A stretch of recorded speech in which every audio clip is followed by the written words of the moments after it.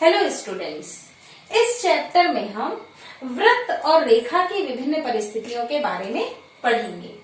जैसे कि हम ए नंबर के चित्र में क्या देख रहे हैं कि इस वृत्त और रेखा PQ में कोई रिलेशन नहीं है, मतलब रेखा और वृत्त में कोई भी उभयनिष्ठ बिंदु नहीं है। इसलिए ये कंडीशन क्या कहलाती है, हम ये कहेंगे कि ये जो रेखा है ये एक अप्रतिच्छेदी रेखा है।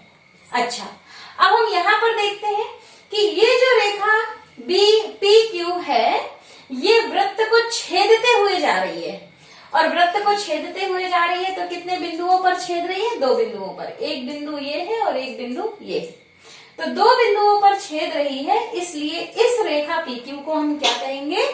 छेदक रेखा कहेंगे। अब हम तीसरी कंडीशन C पर आते हैं, जहां हम ये देखते हैं कि रेखा PQ जो है वो वृत्त को सिर्फ स्पर्श कर रही है, छू रही है, टच कर रही है, इसलिए इस रेखा PQ को हम क्या बोलेंगे? स्पर्श रेखा बोलेंगे। और स्पर्श रेखा कितने बिंदुओं को प्रतिच्छेद करती है? तो हमें साफ दिख रहा है कि स्पर्श रेखा जो PQ है वो एक बिंदु पर स्पर्श करती है। अच्छा, ये जो एक बिंदु है ये वृत्त पर भी है और ये रेखा पर भी है, इसलिए इसको हम क्या कहेंगे? उभयनिष्ठ बिंदु। जो दोनों में हो उसको बोलते हैं कॉमन।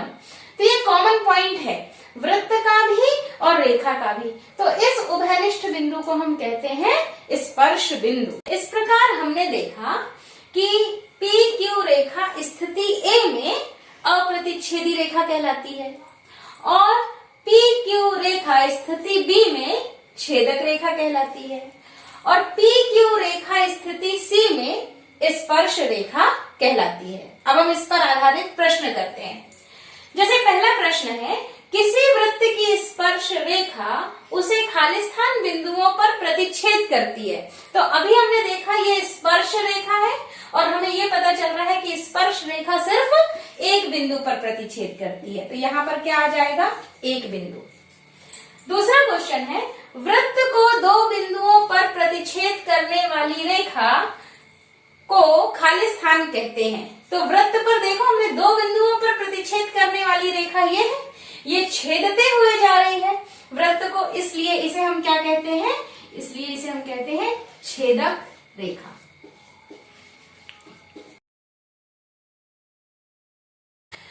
अब है एक वृत्त की खालिस्तान समांतर स्पर्श रेखाएं हो सकती हैं। तो एक वृत्त की तो अनेक स्पर्श रेखाएं हो सकती हैं, लेकिन ये हमसे क्या पूछ रहा है? समांतर। तो समांतर खींचने के लिए हम देखते हैं कितनी समांतर होंगी। जैसे हमने ये व्यास बनाया तो हमने देखा एक हम स्पर्श रेखा यहाँ खींच सकते हैं और एक स्पर्श रेखा हम यहाँ खींच सकते हैं। तो कितनी समांतर है? 2। तो हम लिखेंगे 2। अच्छा, ये दोनों कहाँ पर होंगी समांतर? तो ये कोई भी आप वृत्त का व्यास खींचेंगे, जैसे हमने ये वृत्त का व्यास खींचा तो व्यास के सिरों पर ही हमें समांतर रेखाएं प्राप्त होंगी। अब अगला है वृत्त तथा उसकी स्पर्श रेखा के, तो हमें एक स्पर्श रेखा खींचनी होगी। ये वृत्त है और वृत्त की एक स्पर्श रेखा, ये एक स्पर्श रेखा है। स्पर्श रेखा के उभयनिष्ठ बिंदु, उभयनिष्ठ मतलब जो वृत्त पे भी आ रहा है और रेखा पर भी आ रहा है, मतलब ये वाला बिंदु, इस बिंदु को खालिस्तान कहते हैं। तो इस बिंदु को क्या कहते हैं? स्पर्श बिंदु कहते हैं। तो यहाँ पर आ जाएगा स्पर्श बिंदु।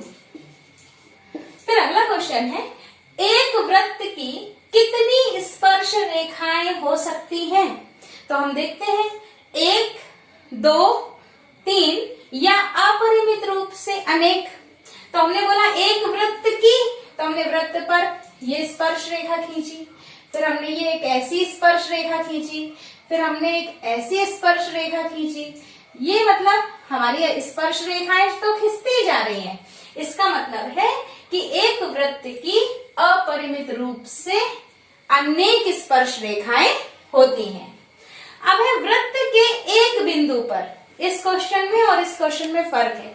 यहाँ पूछ रहा है एक वृत्त की कितनी स्पर्श रेखाएं होती हैं, और यहाँ पूछ रहा है वृत्त के एक बिंदु पर, मतलब आपको वृत्त का कोई भी एक बिंदु दे दिया गया है। जैसे मैंने ये बिंदु दे दिया, ये एक बिंदु हो गया। अब वो पूछ रहा है कि इस एक बिंदु पर